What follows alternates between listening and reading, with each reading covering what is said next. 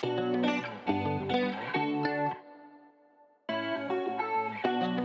a coach hears the word communication, the first thing they think of is talking. And the first thing I want them to think of is listening. And so that's the biggest mistake we make, is that we try to talk all the time and we don't listen. And I think if you listen more, you have a good understanding of the situation, the person, the uniqueness of the situation. You can't handle everything in a general way.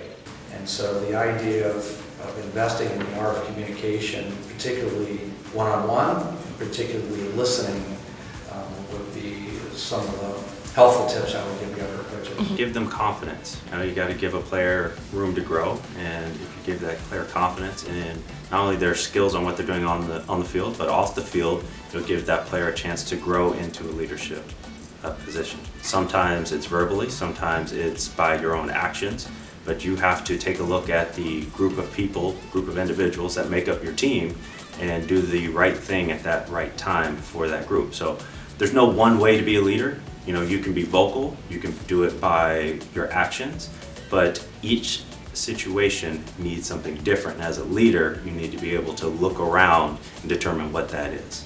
Building relationships with your players, spending time with them off the court, because everything you do off the court will end up translating to what you do on the court.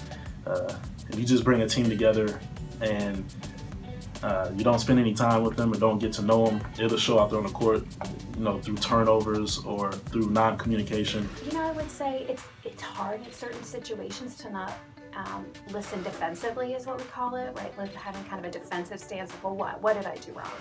Why do we need to talk?